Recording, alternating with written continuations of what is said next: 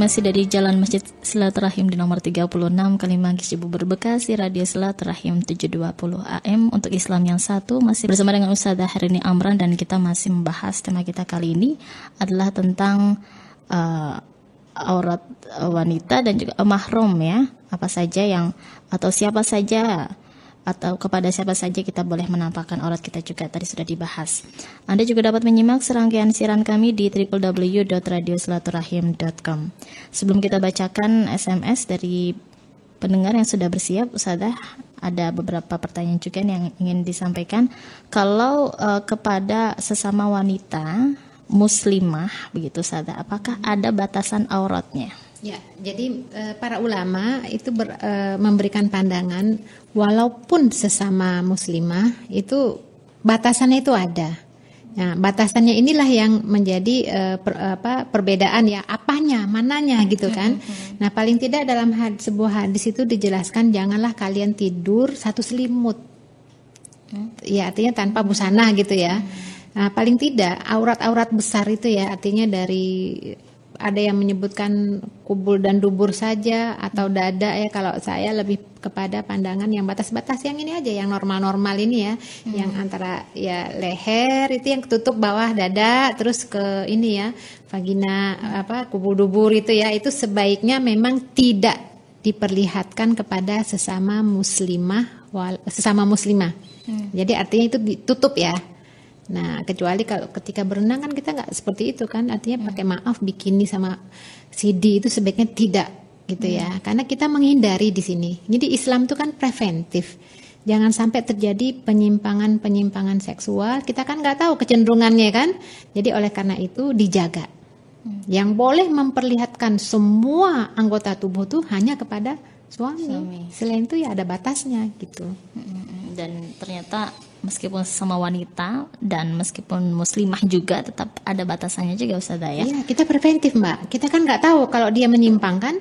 Nah, jadi oleh karena itu tidur pun kita tidak boleh satu selimut. Subhanallah ya, itulah Islam. Baik, kita bacakan SMS di siang ini. Ustazah sudah siap. Ada dari dari Marsam di Gunung Putih terlebih dahulu. Ustazah, siapa saja antara laki-laki dan perempuan yang diperbolehkan berjabat tangan? Ya, tadi kita untuk Marsam, tadi kita sudah bahas ya, surat An-Nisa ayat 23 itu adalah mahram kita. Jadi artinya kalau mahram berarti boleh jabat tangan. Jadi kepada mahram kita itu boleh untuk berjabat tangan. Baik, kemudian juga ada dari hamba Allah di Jakarta Timur. Ini juga menarik. Ustazah, di saat istri sedang datang bulan, saya suka mencium istri, ini apakah boleh atau tidak? Yang tidak dibenarkan oleh suami terhadap istri itu adalah farjinya ya. Jadi semuanya boleh ila farji ya. Artinya duhul itu nggak dibenarkan. Jadi semuanya halal. Bahkan Rasulullah SAW itu sebagaimana Ibunda Aisyah sampaikan, beliau tutup dengan kain bagian yang sangat yang bisa menutupi itu semuanya halal. Tapi Rasulullah bisa menjaga gitu ya, dalam sebuah riwayat dikatakan begitu. Apalagi hanya sekedar cium-ciuman ya. Itu halal itu. Yang penting jangan sampai duhul gitu ya Mbak Dea. Tahu kan Mbak Dea duhul? Ya, hubungan suami istri itu yang tidak dibenarkan gitu ya. Iya, betul. Baik, kemudian juga ada dari 08521712 sekian-sekian. Ustazah ingin bertanya, bagaimana hukumnya misalnya nih orang menggunakan jilbab, sementara kalau pergi agak jauh ia menggunakan jilbab, tapi kalau perginya dekat rumah nggak pakai jilbab, ini bagaimana hukumnya, Ustazah? Yang jelas itu bertentangan dengan surat An-Nur ayat 31. Tadi kan sudah dijelaskan dalam surat An-Nur ayat 31 tuh nggak pakai tempat-tempat di mana, mau deketkah mau jauhkah. Yang penting bagaimana aurat ini jangan sampai terlihat oleh yang bukan mahram. Nah, kalau di rumah banyak yang bukan mahram ya wajib ditutup. Apalagi kalau hanya dekat-dekat atau tetangga ya itu kan terlihat oleh yang bukan mahram. Jadi sekali lagi jelas ini melanggar surat An-Nur ayat 31. Ini perintah Allah loh ya, menutup aurat ini bukan perintah manusia, ini perintah Allah ini. Sudah ada dalam surat An-Nur ayat 31. Bahkan yang sangat menarik dalam surat An-Nur ayat 31 itu, coba di akhir ayat itu Allah tutup dengan kalimat watubu ilallahi jami'an ayyuhal mu'minun la'allakum tuflihun. Jadi perintah Allah kepada orang beriman, bertobatlah kamu sekalian kepada Allah, hai orang-orang yang beriman, supaya kamu beruntung. Jadi bisa jadi kita barangkali pernah lalai tanpa sengaja terlihat aurat kita oleh yang bukan mahram. Nah, kita tobat kepada Allah. Jadi sekali lagi, aurat kita ini tidak dibenarkan terlihat oleh yang bukan mahram. Jadi sebaiknya tadi Ibu tidak hanya keluar jauh aja ya, tapi sekitar dekat-dekat rumah juga wajib itu untuk menutup aurat itu. Jauh dekat kalau misalnya pakai jilbab harus gitu kalau ya, ada yang bukan mahram begitu ya. Sudah bersiap di ujung telepon? Assalamualaikum. Waalaikumsalam warahmatullahi wabarakatuh. Ibu siapa di mana? Mbak Ulo di Pondok Gede. Ya, silakan Ibu. Terima kasih Mbak Dia.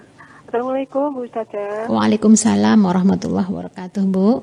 Nah, kan gini, misalnya kan ngadopsi 2 anak dari beda keluarga dan keduanya tidak menyusui pada ibu yang adopsi. Kedua anak tersebut laki-laki dan perempuan. Bagaimana anak tersebut dalam kesehariannya kan satu rumah dan tidak pakai kerudung di depan ayah angkat dan saudara dari angkat tadi, dosa atau tidak gitu. Terus yang kedua, bibi tidak pakai kerudung di depan anak laki-laki dari kakak suami, dan anak antara misalnya saya punya adik anak saya dengan anak adik saya kedua itu laki-laki dan perempuan, termasuk muhrim apa bukan? Itu aja, terima kasih. Maksudnya yang ketiga bagaimana? Halo Ibu, ya. Yang pertama tadi, yang Ibu ketiga. yang kedua tadi bagaimana Bu? Yang kedua ya, bibinya dengan artinya yang membantu di rumah. Halo Ibu, iya terputus iya. nampaknya. Semoga nanti bisa sambung kembali ya.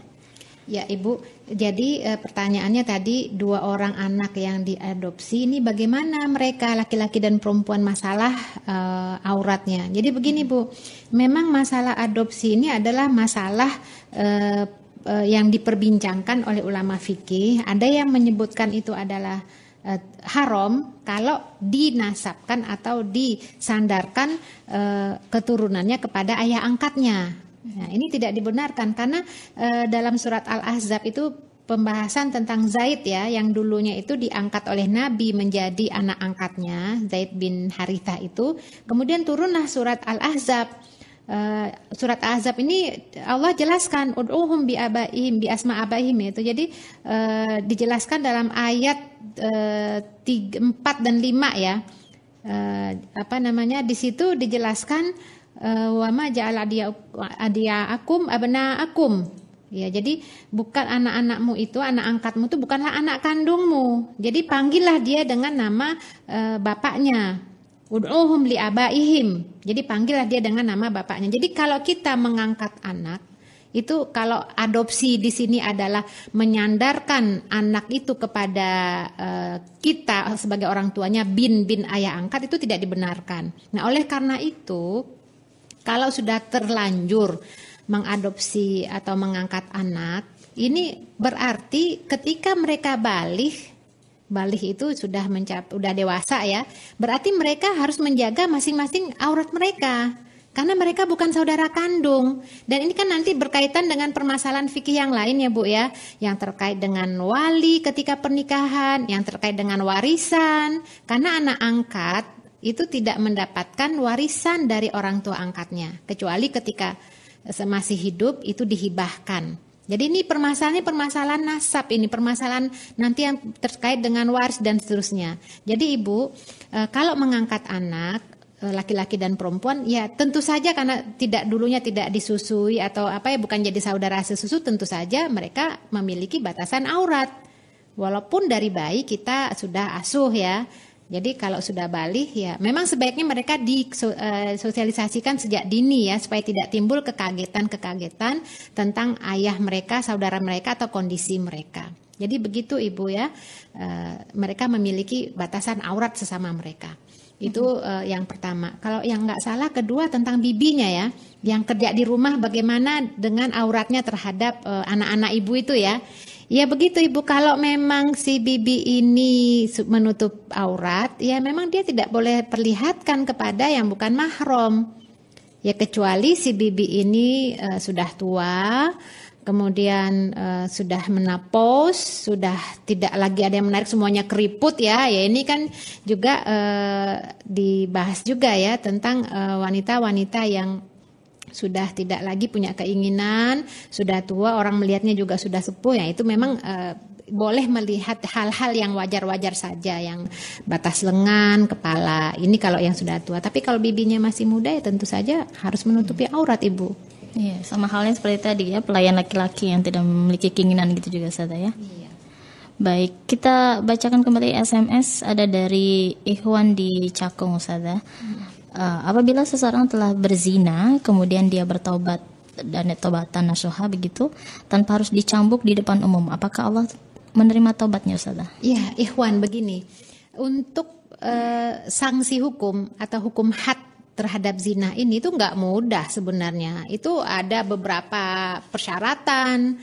Yang pertama, kalau memang disaksikan oleh 4 orang saksi. Kemudian yang kedua ada pengakuan ya, pengakuan ngaku gitu ya. Kemudian ada bukti. Nah, sekarang kan zinahnya diam-diam. Kemudian apakah harus juga dicambuk? Ya tidak lah, apalagi Indonesia ini kan belum memakai hukum Islam. Siapa yang mau cambuk? Nanti kalau ada yang nyambuk nanti dikira melanggar hak azasi manusia ya.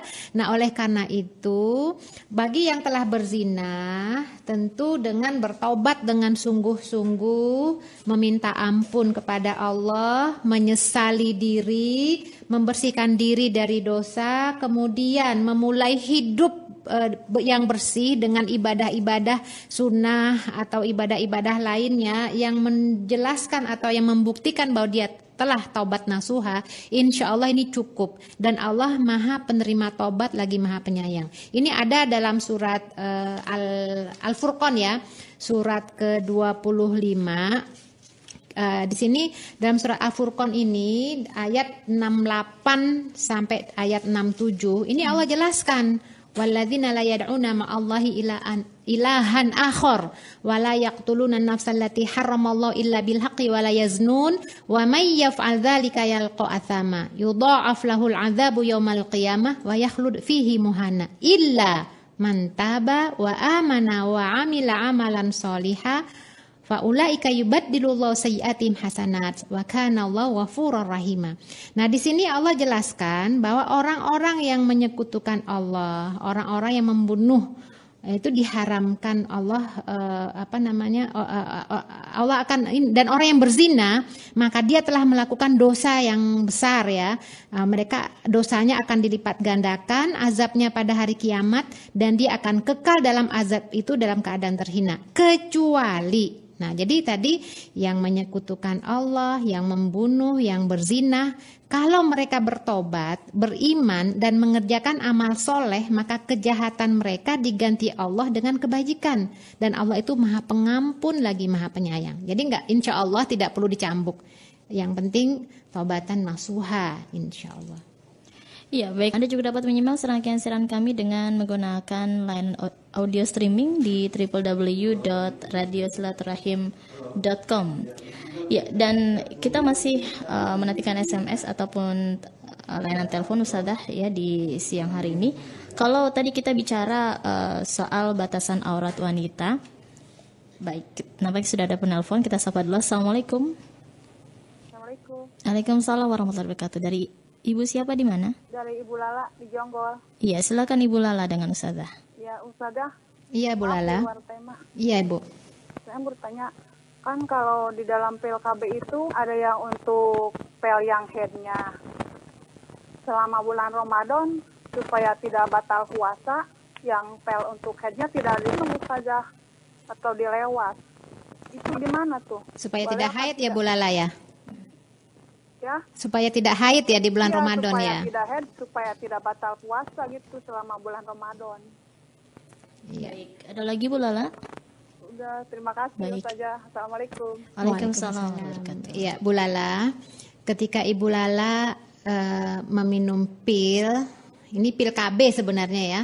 Nah, ketika di bulan Ramadan yang pada saat haidnya pilnya nggak diminum. Nah, bagaimana tujuannya supaya bisa melaksanakan ibadah puasa full gitu ya. Begini Bu, prinsipnya la dharar wala dhirar. Tidak ada boleh yang membahayakan dan berbahaya buat tubuh. Jadi kalau ibu menghentikan pemakaian pil itu tidak berdampak kepada tubuh ibu, tidak ada efek sampingan, tidak pusing, tidak mengganggu fungsi-fungsi organ tubuh ibu, nggak ada masalah. Ya, jadi artinya ibu boleh saja melakukan seperti itu ya, karena memang sehari-harinya memang minum pil KB kan. Jadi ada masa-masa yang ketika haid harus diminum, jadi tidak diminum supaya tidak haid, supaya ibadahnya full. Kalau tidak membawa dampak negatif kepada kesehatan ibu ya tidak apa-apa insya Allah ya Bu ya. Yang penting jangan sampai ada hal yang membahayakan tubuh ibu. Kembali dari beberapa pertanyaan yang ada Ustazah. Ini kan tadi kita membahas tentang batasan aurat baik itu wanita terhadap wanita muslimah lainnya. Kemudian juga pelayan, tadi kita sudah tanyakan juga bagaimana entah itu pelayan laki-laki ataupun pelayan perempuan, dan sekali lagi ini yang tidak memiliki keinginan. Sementara untuk batasan terhadap terhadap anak-anak Ustazah, ini apakah memang cukup sampai mereka yang belum mengerti tentang aurat wanita saja atau memang ada batasan usianya? Ya, jadi begini, dalam ayat ini, dalam surat An-Nur ayat 31 ini kan dijelaskan at-tifl ya, tifl alladzi lam yadhharu ala auratin nisa. Tidak disebutkan dengan detail atau rinci berapa usianya. Jadi anak-anak ini kalau sudah bisa mensifati aurat orang dewasa, maka kepadanya tidak boleh diperlihatkan. Nah, berapa usianya kita bisa lihat kan, anak-anak itu kan kita bisa tahu ya, ini anak sudah tahu mana yang cantik, mana yang jelek, mana yang mulus, mana yang tidak gitu ya. Itu kalau dilihat usia itu kira-kira ya mungkin 7 tahun ke bawah kali ya. Sudah mulai dibatasi. 7 tahun ke atas itu sudah mulai dibatasi. Baik, ada penelpon Bang Andri. Kita sapa terlebih dahulu. Assalamualaikum. Halo, assalamualaikum. Waalaikumsalam warahmatullahi wabarakatuh. Dari Ibu siapa di mana? Assalamualaikum Ustazah. Waalaikumsalam Iya. Ibu. Ibu siapa, maaf? Ibu Rani di Jati Bening. Ibu Rani, silakan Ibu. Halo.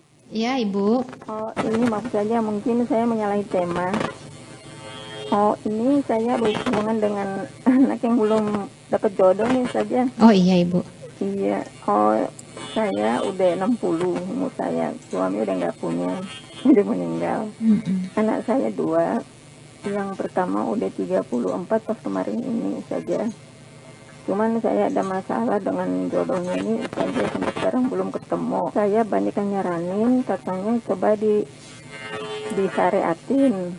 Saya takut itu saja, takutnya apa menyalahi agama apa gimana. Terus kedua katanya suruh buka aura. Kenapa Ibu disuruh? Disuruh mensyariatkan gitu, Bu. Maksudnya? Halo, Yang kedua disuruh apa Ibu? Buka. disuruh buka aura. Oh. Oh iya, halo. Iya Bu. Oh, terus saya bingungnya saja bukan apa. Terus si anak ini memang menyerahin ke ibunya. Jadi selama ini saya seperti ada beban saja untuk menyarikan jodohnya gimana, dia mau terserah mama aja. Anak Ibu kerja Bu? Saya nggak begitu. Ini sama yang namanya dua-duaan itu saja memang alhamdulillah nggak ada juga udah pernah umroh. Jadi kayaknya udah itu fokus di kerjaan. Nah, terus saya nanya apakah bisa di dalam agama itu mengenai hal-hal yang kayak gitu saja. Baik. Dan mungkin kira-kira solusinya bagaimana tuh saja untuk biar anak ini bisa dapatkan jodohnya gitu saja. Ya. Lepas kemudian itu saja saya ucapkan terima kasih. Assalamualaikum warahmatullahi wabarakatuh. Ya, Waalaikumsalam warahmatullahi. Ibu Rani ya, Ibu Rani. Jadi ini permasalahan jodoh untuk anak-anak kita ini memang permasalahan orang tua ya Bu ya.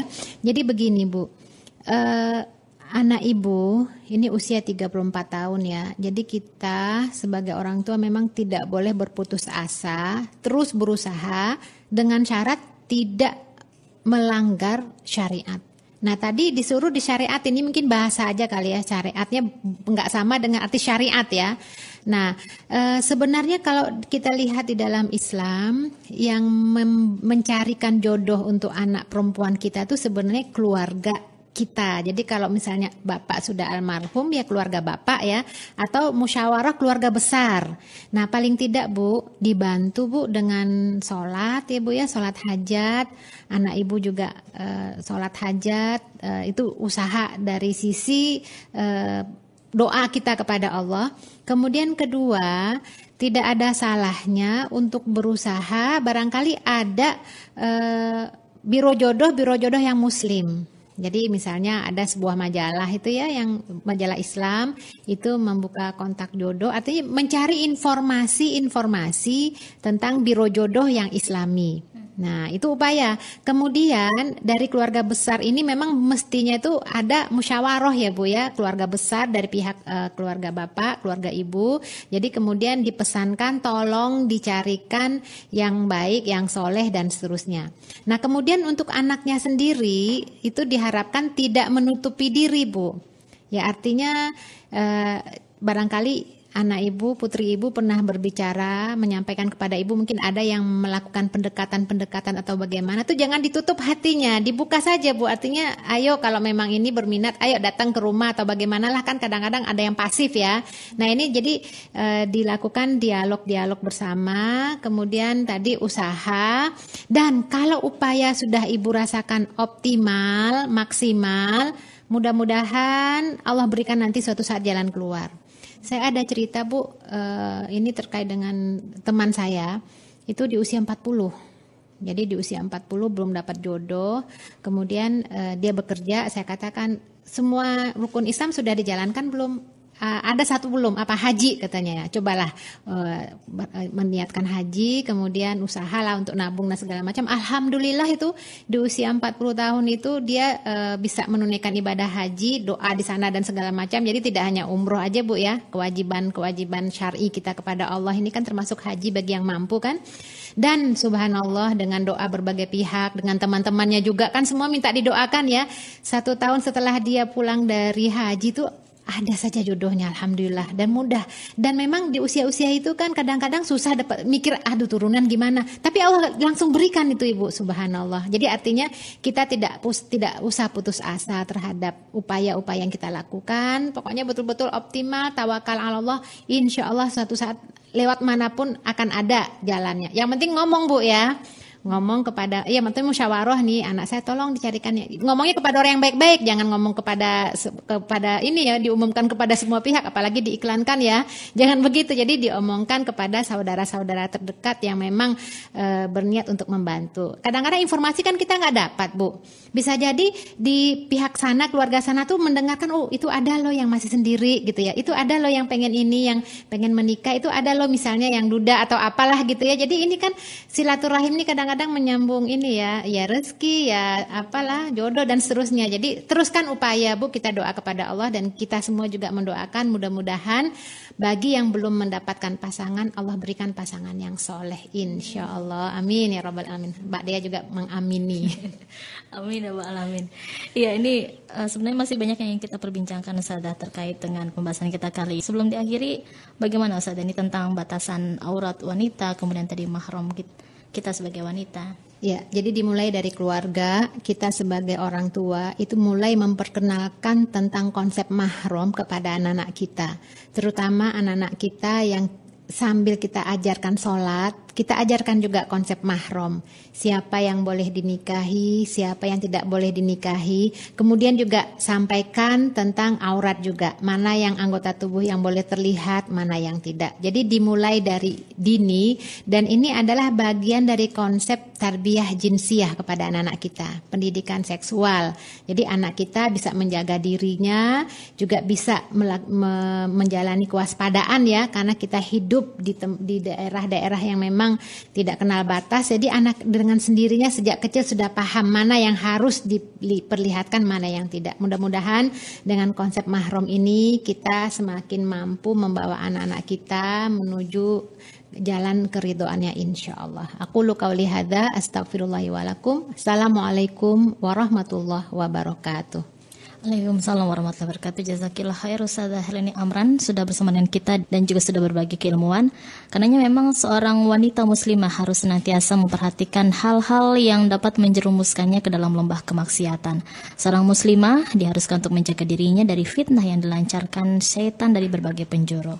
Karenanya rasa malu ini lebih wajib untuk dimiliki oleh kaum wanita, terutama muslimah, sehingga dengannya seorang wanita muslimah dapat menjadi uswah atau teladan bagi saudarinya yang lain dalam berakhlakul karimah. Semoga kita menjadi wanita-wanita yang kuat, pendekar-pendekar tasrik kandi yang kuat, sehingga Allah tentunya memberikan banyak kebaikan juga buat kita dan juga keluarga. Insyaallah, amin ya rabbal alamin. Dia Kotrunada dan Andriansa pamit dari ruang dengar Anda. Subhanaka Allahumma wa bihamdika asyhadu an la ilaha illa anta astaghfiruka wa atubu ilaik. Taufiq wal hidayah. Wassalamualaikum warahmatullahi wabarakatuh.